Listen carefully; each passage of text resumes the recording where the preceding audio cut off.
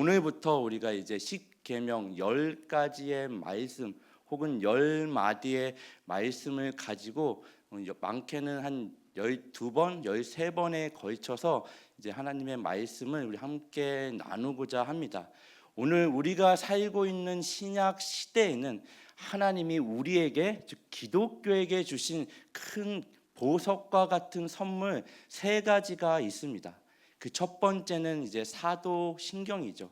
일부 목회자나 신학자들은 이 사도신경이 성경에 기록되지 않은 말씀인데 굳이 우리가 같이 사도신경을 고백할 필요가 있냐고 해서 일부 교회에서는 하지 않습니다.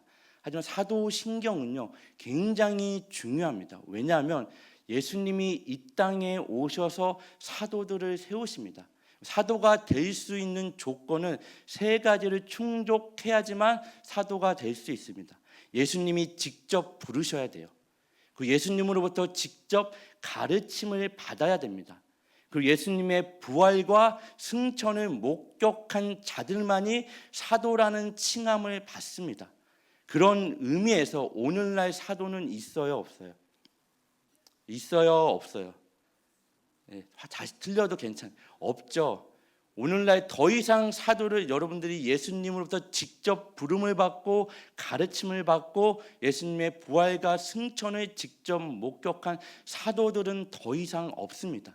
그 사도의 정신을 오늘날 교회가 계승한 거죠. 사도들이 해야 될 그 일들을 오늘날 교회가 하는 겁니다. 그래서 여러분 오늘날에 무슨 신사도 운동, 무슨 사도가 들어가는 어떤 운동들은요 굉장히 조심하고 점검하셔야 됩니다. 성경에 올바른 렌즈를 끼시고 바로 바라보셔야 돼요. 어쨌든 이 사도들을 통해서 하나님이 이 땅에 2가지를 준비시키십니다. 한 가지는 뭐죠? 살아계신 하나님의 말씀, 성경을 기록하게 하시죠. 그리고 또 다른 하나는 이 땅에 그리스도의 몸인 교회를 탄생시키십니다. 사도들로 인해서 오순절 성령 강림 때 성령이 공식적으로 임하고 공식적으로 이 땅에 하나님의 교회가 탄생합니다. 거기에는 그리스도가 머리 대신 이 교회가 세워지는 데는 사도들의 신앙의 고백이 바탕이 되는 겁니다. 그래서 우리가 사도신경을 함께 고백하는 겁니다. 여러분들 교회 내에서 때로는 우리를 뭐라고 부르죠? 신자라고 부릅니다. 왜 신자라고 불리죠? 왜 신자로 불린지 아세요? 그냥 부르니까 부르나 보다 하고 같은 신앙 고백을 가진 공동체를 신자라고 합니다. 이해가 되시나요? 우리를 왜 신자라고 한다고요? 같은 신앙의 고백을 가진 공동체를 신자라고 합니다. 그리고 거룩한 하나님의 구별된 백성, 구별된 자녀라고 부를 때는 성도라고 부르는 겁니다. 이 차이를 아시겠나요? 마지막으로 그리스도와 연합된 몸을 강조할 때는 우리를 뭐라고 부르죠? 교회라고 부릅니다. 그래서 교회는요 단지 어떤 건물이 아니에요. 저와 여러분이 교회입니다. 보냄받은 그 자리에서 책임 있는 삶을 살아내야 되는 구별된 자로서 같은 신앙의 고백을 가진 자로서 교회로서 여러분이 살아내야 되는 그 자리에서 교회로서 살아내는 겁니다. 이해가 되시나요? 2번째 우리에게 주신 보석 같은 선물은 주기도문입니다. 또 일부 성도님들은 주기도문을 예수님이 하신 기도로 잘못 오해하고 있는데 예수님이 하신 기도는 따로 요한복음 17장에 기록되어져 있습니다. 대제사장의 기도라고 그러죠. 저들로 하나가 되게 하여 주시옵소서. 이게 하나의 주제입니다. 큰. 근데 주기도문은 예수님이 하신 기도가 아니라 제자들과 오늘날 저와 여러분에게 가르쳐준 기도입니다. 당시에는 수많은 랍비들이 있죠. 여러분들이 알만한 랍비가 가말리엘, 사도 바울의 스승입니다. 가말리엘 학파, 삼마이 학파, 이런 학파의 랍비들의 제자들이 그 자기들만의 기도문을 가지고 있어요. 그러니까 랍비들로부터 이런 기도를 배웠습니다. 예를 들면 세례 요한도 제자들이 있죠. 세례 요한도 제자들에게 기도문이라는 것을 가르쳐 줍니다. 그러니까 예수님을 따르는 제자들도 저들도 기도문을 가지고 있는 것처럼 우리에게도 기도를 가르쳐 주십시오. 예수님, 이 그 무릎 앞에 예수님이 너희는 기도할 때에 이렇게 기도하라는 차원에서 주신 게 주기도문입니다. 그래서 이 주기도문은요, 어떤 정신과 어떤 태도를 가지고 해야 되는지가 굉장히 중요합니다. 이 주기도문이죠. 여러분들 그냥 외워서 하시죠. 기도를 빼면 뭐가 남죠? 주문이 남습니다. 여러분들 그냥 주문처럼 외워서 하시는 게 주기도문이 아니에요. 예수님이 어떤 정신과 어떤 의미를 담아서 주셨는지 그 의미를 제대로 알고 곱씹으면서 해야 되는 게 주기도문입니다. 주기도문 처음 시작이 어떻게 되죠? 하늘에 계신 우리 아버지요. 여기서부터 놀라운 감격이 있으셔야 돼요. 하늘에 계신입니다. 뭘 이야기하죠? 우리와는 격이 다른 창조주 되신 그분이 누가 되시죠? 우리의 아버지가 되신대요. 그러니 너희는 도둑질하지 말라입니다. 남의 것을 탐하지 말라. 왜요? 하늘에 계신 그분이 우리의 아버지가 되시기 때문에 너희의 필요를 남의 것을 빼서 채울 필요 없다. 너희의 필요는 내가 채운다. 왜요? 하나님이 우리의 아버지가 되시기 때문입니다. 이게 우리에게 주신 보석과 같은 두 번째의 선물입니다. 세 번째의 선물은 뭘까요? 여러분, 신앙생활을 잘하시고 신앙생활뿐만이 아니라 사회생활을 잘하기 위해서는 뭐가 필요하다 그랬죠? 눈치가 필요합니다. 믿음, 소망, 사랑 그 중에 제일은 뭐라고요? 센스니라. 안 들어보셨나요? 센스예요. 여러분 눈치가 있어요. 하나님의 말귀를 잘 알아들으셔야 됩니다. 자녀도 부모의 말귀를 잘 알아듣는 자녀가 효자죠. 여러분 오늘 본문이 뭐죠? 오늘부터 뭘 우리가 나누죠? 십계명이죠. 그럼 세 번째 보물은 뭘까요? 10가지의 말씀, 그 하나님의 말씀 십계명입니다. 십계명 하면 여러분들 제일 먼저 떠오르는 이미지가 뭐나요? 어떤 게 있을까요? 성경에 기록된 낡고 오래된 율법, 오늘날 우리 시대에는 맞지 않는 오래된 율법 정도로 생각하시는 경향이 있습니다. 그리고 우리가 알아도 지킬 수 없는 법으로 생각하고 있는 것 같습니다. 여러분 하나님의 법은 어디서부터 시작됐죠? 어디서 시작됐죠? 모르시나요? 대답을 안 하시는 건가요? 어디서 시작됐죠? 에덴 동산에서 시작됐습니다. 하나님의 법은 에덴 동산에서 생육하고 번성하며 땅에 충만하라 법이죠. 모든 생물을 다스리라. 동산 각종 나무의 실과는 내가 임의로 먹되 선악을 알게 하는 나무의 실과를 내가 먹는 날에는 정녕 뭐라고요? 내가 죽으리라. 근데 최초의 인류 아담과 하와는 이 하나님의 명령을 지키지 못합니다. 우리는 이 선악을 알게 하는 나무의 열매를 먹지 말라는 말씀을 굉장히 부정적으로 봅니다. 근데 여러분 이 부정적인 명령 하나가 그 동산에서 모든 것을 누릴 수 있는 자유를 줍니다. 하라는 명령은요, 그 하라는 명령만 바라보게 됩니다. 하지만 하지 말라는 이 한 가지로 인해서 에덴 동산에서 하나님과 함께 우리의 진정한 아버지 되시고 왕이신 그분과 함께 우리가 누릴 수 있는 모든 것을 누리며 살 수 있는 일에 인류 최초의 아담과 하와는 뭐하죠? 실패하죠. 그 손을 뻗어 그 선악을 알게 하는 나무의 실과를 먹음으로 인해 이 세상에 죄가 들어오는 통로를 열어 제낍니다. 그 창세기 3장 22절 말씀으로 가서 우리 한번 같이 읽겠습니다. 여호와 하나님이 이르시되 시작.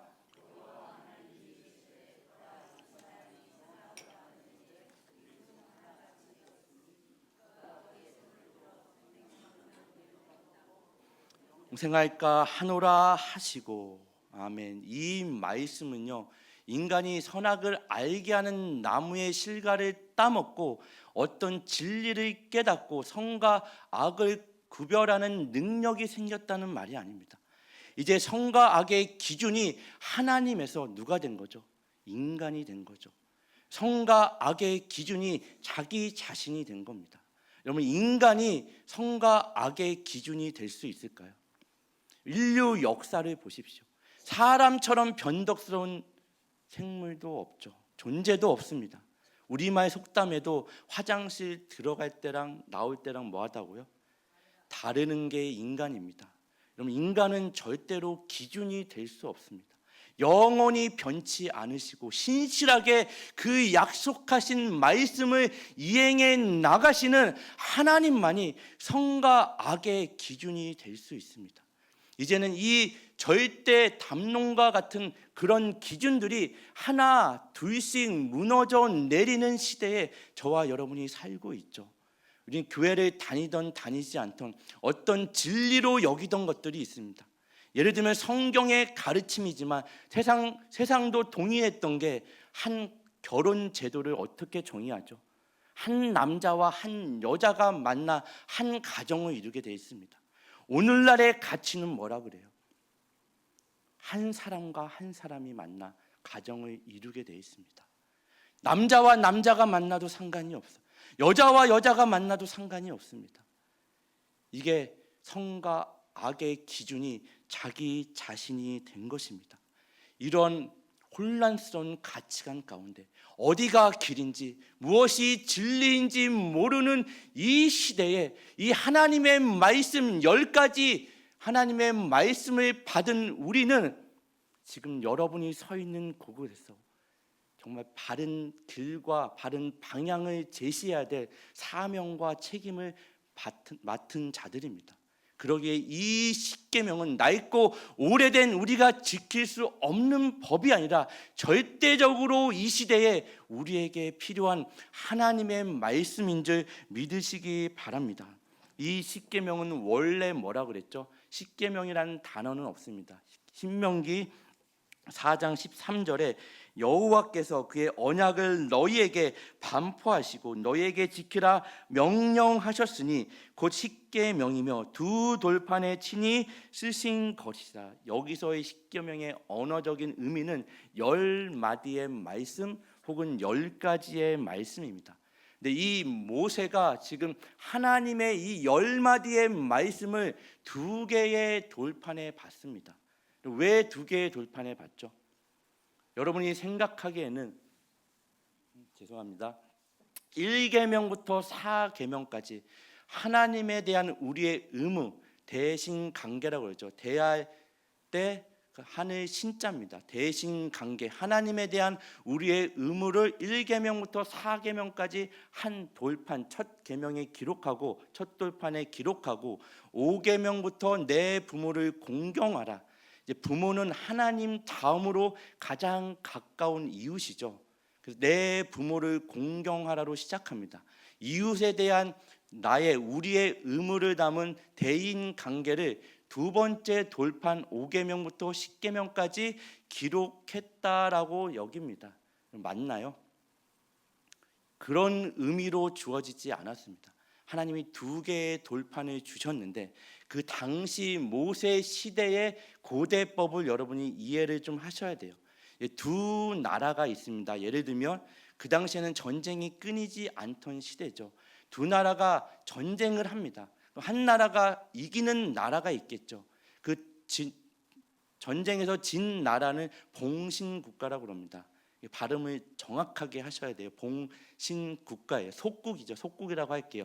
속국이 있습니다. 그러면 이 승리한 나라의 왕이 똑같은 서약, 조약문을 똑같이 기록해서 하나는 속국에 주고 하나는 본인이 갖습니다. 그런 의미로 2개의 돌판에 똑같은 말씀을 하나님이 기록하시는 겁니다. 여기서 중요한 건요, 여러분, 그 모세 오경 모든 율법은 하나님이 모세를 통해서 이스라엘 백성에게 말씀하십니다. 직접 말씀하시는 적이 없죠. 근데 이 십계명만큼은 하나님이 친히 기록하시고 친히 이스라엘 백성에게 말씀하십니다. 물론 모세가 전달하지만 우리 출애굽기 20장 3절 말씀을 볼까요? 너는 나 외에는 다른 신들을 내게 두지 말라. 너는 가서 내 백성에게 이르라가 아니라 내게 두지 말랍니다. 모세야, 내게 이 말씀을 백성에게 가서 이루라가 아니라 직접 하나님이 너는 나 외에는 다른 신들을 내게 두지 말라라는 말씀입니다. 지금 하나님이 뭘 강조하고 싶은 거죠? 하나님이 이스라엘 백성에게 나는 너희의 왕이다를 강조하고 싶은 겁니다.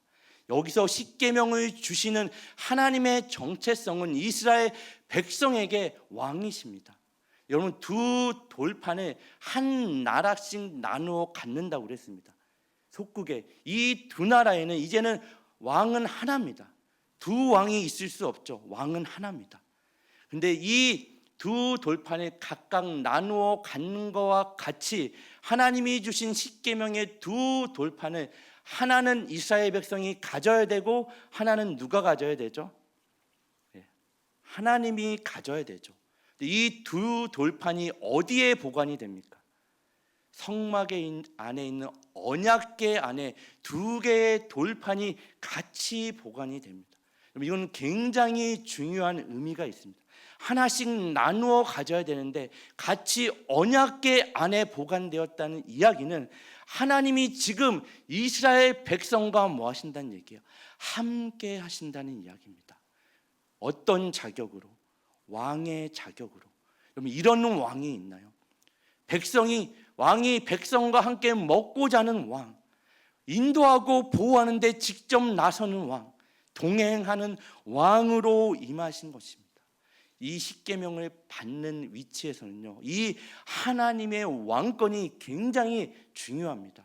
근데 이 하나님의 왕으로서의 왕권이 가장 땅에 짓밟히고 산산조각이 난 성경의 대표적인 시대가 어떤 시대죠?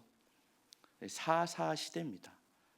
사사기 21장 25절에 보면 여러분이 잘 아는 말씀처럼 그때의 왕이 없는, 하나님을 왕으로 인정하지 않던 시대의 결론을 이렇게 맞습니다. 그때에 이스라엘의 왕이 없으므로 사람이 각기 자기 소견에 옳은 대로 행하였더라. 그럼 이스라엘에게 왕은 누구죠? 하나님이죠. 근데 그때의 왕이 없었대요. 무슨 말이죠? 왕으로 임하신 하나님, 처음부터 끝까지 하나님은 이스라엘 백성의 왕이었지만 이스라엘 백성은 한 번도 하나님을 왕으로 인정하거나 모시지 않았던 시대, 그 왕권이 땅에 짓밟힌 시대입니다. 오늘날 보십시오. 별반 다르지 않죠. 여러분, 세상이 돌아가는, 아니 여러분의 인생을 돌아보십시오. 정말 누가 왕으로 계시죠? 그 예수 그리스도, 그 하나님이 여러분의 왕으로 계시나요? 아니면 여전히 내 인생에 내가 주인이 돼서, 선악의 기준이 내가 돼서 내가 소견에 옳은 대로 결정하며 살아가는 인생인가요? 오늘 주어진 말씀 가운데 정확하게 여러분의 인생을 들여다보는 귀한 시간 되기를 예수님의 이름으로 축원합니다. 이 왕으로서 오신 하나님의 정체성, 그 이유로 두 개의 돌판을 우리에게 주시는 겁니다. 그리고 두 개의 돌판을 언약궤 안에 함께 보관하게 하시는 거죠. 나는 너희와 함께하는 왕이다. 세상의 왕과 다르다. 너희는 나의 자녀다. 내 백성이다. 내가 인도한다. 내가 보호한다. 너의 필요를 내가 채운다. 그게 광야의 40년 이스라엘 백성의 생활 아니었나요? 끊임없이 하나님을 원망하고 불평하며 왕으로 인정하지 않던 그들을 향해서 그럼에도 불구하고 나는 너희를 포기할 수 없다. 너희는 나의 자녀다. 내 백성이다. 그게 왕으로 오신 하나님, 우리에게 주어진 그 십계명 10가지의 말씀의 중요한 포인트입니다.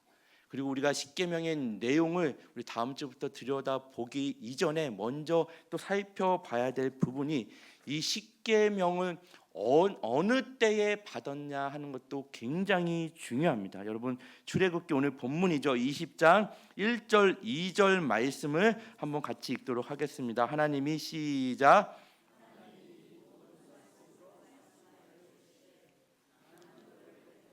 종되었던 집에서 인도하여 낸 내 하나님 여호와니라. 여러분, 애굽 땅에 종으로 있을 때 하나님이 말씀을 주셨나요? 아니면 너희를 애굽 땅에서 인도하여 낼인가요? 아니면 인도하여 낸인가요? 하나님이 인도해 내셨죠. 종으로 있지 않았습니다. 여러분, 고센 땅에 그 애굽에 있던 그 바로에게 하나님이 이스라엘 백성을 보내지 않죠. 바로는요, 그 당시에 한 인간이 아니라 그 당시에 신입니다.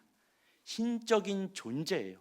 하나님이 그 10가지 재앙을 애굽 땅에 내리셨다는 이야기는 단지 어떤 징벌을 내렸다는 그 의미를 넘어 너희가 신으로 여기는, 왕으로 여기는 그 바로까지도 하나님이 뭐 하신 거죠?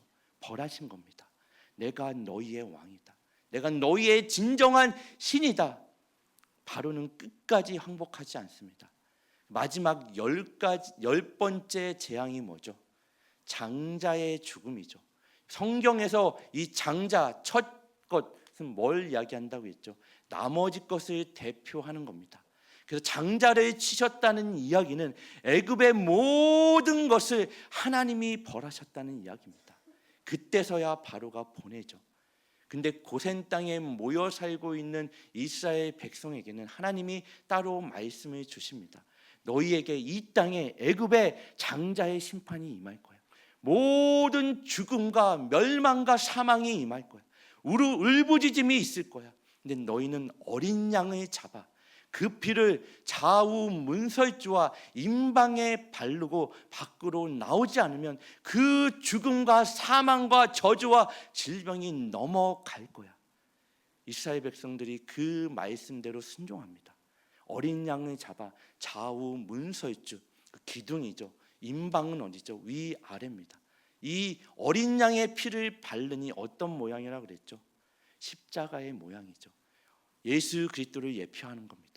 어린 양의 죽음의 공로, 그 죽음이 애굽 땅에 임했을 때 그 죽음이 넘어갑니다.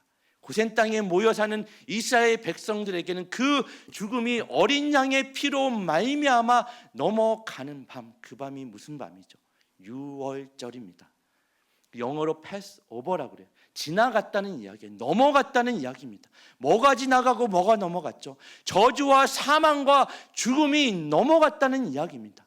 뭘 근거로 넘어갔다는 얘기죠? 어린 양의 공로로, 예수 그리스도의 십자가의 공로로 너희가 죽어 마땅한 그 자리에서 너희의 죽음과 사망과 저주와 모든 질병이 넘어갔다는 이야기입니다. 그리고 나서 어디를 건너죠? 홍해를 건넙니다.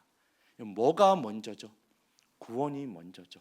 그리고 홍해를 건너는 사건이 당시에는 어떤 사건인지 몰랐지만 사도 바울이 고린도 전서에 정확하게 홍해를 건너는 사건이 어떤 의미가 있는지 우리에게 가르쳐주고 있습니다. 고린도전서 10장 1절 2절 말씀입니다. 형제들아, 나는 너희가 알지 못하기를 원하지 아니하노니 우리 조상들이 다 구름 아래에 있고 바다 가운데로 지나며 모세에게 속하여 다 구름과 바다에서 뭘 받고요? 세례를 받는 겁니다. 그럼 홍해를 건너는 사건이 뭐죠? 세례를 받는 사건이죠. 여러분, 세례는 뭘 상징하는 거예요? 구원받은 자의 상징으로 세례를 받는 겁니다. 세례를 받아야 여러분 구원을 받는 게 아니라 구원에는 내가 할 수 있는 게 요만큼도 없죠. 어린 양의 공로로 구원받은 자들이 나는 어린 양의 공로로 구원받았음을 상징적으로 나타내는 게 세례입니다. 그게 홍해를 건너는 사건이죠. 그리고 이스라엘 백성이 홍해를 건너 처음 도착한 곳이 시내산 하나님의 말씀을 받는 곳입니다. 왜요? 말씀이 먼저 애굽 땅에 있을 때 주어지지 않아요. 이 말씀을 지켜야지만 너희가 구원을 받는 조건으로 주어진 것이 아니기에 이제 예수의 공로로 구원받고 홍해를 걷는 자들에게 하나님의 말씀이 주어지는 겁니다. 구원받은 자로서 정말 각자 자기 소견에 옳은 대로 살아가는 자들에게, 어디가 길이고 진리고 생명인지 모르는 자들에게 너희는 구원받은 자로서 올바른 방향과 올바른 길을 제시해야 되는 사명과 책임이 너희에게 있다라는 말씀으로 10가지의 말씀이 저와 여러분에게 주어지는 겁니다. 이 말씀으로 인해 진정한 하나님 안에서만 누릴 수 있는 풍성함을 인도하는 길이 이 10가지의 말씀입니다. 그러니 이 십계명은요, 성경에 갇혀 있는 낡고 오래된 법, 우리가 지킬 수 없는 법이 아니라 반드시 여러분이 서 있는 그곳에서 올바른 방향과 길을 제시할 수 있는 하나님의 능력이요 하나님의 말씀인 줄 믿으시기 바랍니다. 아멘. 신명기를 보면요, 하나님의 율법이 613가지가 나옵니다. 이제 하지 말라는 율법이 248개가 있습니다. 그럼 613가지 중에 하지 말라는 게 248가지면 하라는 명령은 몇 가지죠? 613 빼기 248은 몇이죠? 365 아시는데 이제 이 시간은 여러분들이 머리를 안 쓰시는 시간 같아요. 여러분 넋놓고 그냥 제가 전하는 말씀을 듣고 흘리시면 안 됩니다. 여러분 머리를 쓰시고 마음을 쓰시고 여러분의 전 인격을 쓰셔서 이게 정말 살아계신 하나님의 말씀인지 아니면 저 목사가 헛소리를 하는지 하나님의 말씀이 아닌 소리를 하는지 여러분 점검하셔야죠. 머리와 마음과 여러분의 모든 지정이 여러분의 인격을 동원하셔서 하나님의 말씀을 받으셔야 됩니다. 그래서 머리를 꽉 닫아놓고 마음을 닫아놓고 그냥 귀만 양쪽으로 열어놓고 흘러보내시면 안 돼요. 정말 이게 하나님의 말씀이라면 여러분 이 말씀을 귀하게 받으시기 바랍니다. 정말 613개의 율법, 하지 말라는 248개와 하라는 365개의 명령을 이 10계명 1계명부터 4계명까지 하나님을 사랑해라, 5계명부터 10계명까지 이웃을 사랑하라는 이 10계명으로 613가지를 뭐한 거죠? 압축해서 우리에게 주시는 겁니다. 신약으로 오면 예수님이 더 이것을 압축해서 이렇게 말씀하시죠. 우리 마태복음 22장 37절 40절 말씀입니다. 예수께서 이르시되 내 마음을 다하고 목숨을 다하고 뜻을 다하여 주 너의 하나님을 사랑하라 하셨으니 이것이 크고 첫째 되는 계명이요 둘째도 그와 같으니 내 이웃을 내 자신같이 사랑하라 하셨으니 이 두 계명이 온 율법과 선지자의 뭐라고요? 강령이니라. 예수님이 이렇게 정리해 주십니다. 하나님 사랑, 이웃 사랑. 결국 율법의 완성은 뭐죠? 사랑입니다. 첫째 인류 아담이 실패한 그 일을 둘째 아담이신 예수 그리스도가 그 십자가에서 율법을 폐하러 온 것이 아니라 율법을 뭐 하시는 거죠? 완성하십니다. 무엇을 근거해서? 하나님의 사랑, 예수 그리스도의 그 어린 양의 십자가의 공로로 말미암아 이렇게 완성하는 겁니다. 그러기에 하나님의 10가지 말씀은 우리가 지킬 수 없죠. 사실은 우리가 지킬 수 없습니다. 이 어린 양의 공로로 말미암아 예수 그리스도의 사랑에 의지할 때 이 십계명에는 낡고 오래된 지킬 수 없는 법이 아니라 하나님의 사랑이 묻어져 있는 겁니다. 하나님의 사랑이 녹아져 있는 거죠. 이 말씀을 우리가 붙잡고 정말 율법의 완성인 사랑을 여러분이 보냄받은 그 가정으로부터, 여러분이 살아내야 되는 그 공동체로부터 어디가 길인지 몰라서 각자 자기 소견에 옳은 대로 살아가는 이 시대 앞에 여러분은 이 말씀을 붙잡고 올바른 방향과 길을 제시해야 되는 엄청난 사명과 책임이 누구에게 있다고요? 신자에게 있는 겁니다. 성도에게 있는 겁니다. 교회에게 있는 겁니다. 교회의 사명은 길을 똑바로 내는 거라 그랬죠. 저와 여러분이 잘못된 길을 제시하고 가면요, 여러분의 자녀들은 다 죽는 겁니다. 여러분을 따르는 모든 사람들은 다 죽는 거죠. 제가 만약 잘못된 길을 제시하고 가르치면요, 저를 따르는 여러분은 어떻게 되죠? 잘못된 길을 가는 겁니다. 여러분의 그 사명이 저와 여러분에게 동일하게 하나님의 말씀을 받은 자, 구원받은 자들에게 주어진 겁니다. 애굽 땅에 있는 종들에게는 이 말씀이 주어질 수가 없어요.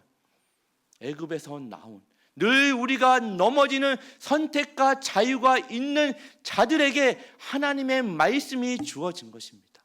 이해가 되시나요? 종은 말씀을 지킬 수 없죠. 그냥 복종할 뿐이죠. 해라! 하지만 우리 하나님은 그 사랑을 우리에게 강요하거나 조작하지 않으시죠. 우리와 동행하십니다. 참으시죠. 기다려주시죠. 인내하시죠. 내가 주저앉아 있는 그 자리에 하나님도 함께 주저앉아 계시죠. 괜찮다. 눈물 흘리는 그 자리에 하나님이 눈물을 닦아주시죠. 오늘도 실패했지. 괜찮아. 내일 또 해보자. 오늘 한 걸음도 못 나갔지. 괜찮아. 내일 내 손 잡고 한 발짝 나가보자. 이게 왕으로 임하시는, 세상의 왕과는 다른, 윽박지르고 권력을 행사하고 세력을 만들어 우리를 짓누르는 왕과는 다른 왕으로 임하시는 하나님입니다. 여러분 인생의, 평생에 이 하나님과 동행하는 은혜 가운데 여러분에게 구원받은 자로서, 신자로서, 성도로서, 교회로서 주어진 사명을 다하는 그 하루하루를 살아내는 모든 새마음교회 성도들 되시기를 예수님의 이름으로 축원합니다.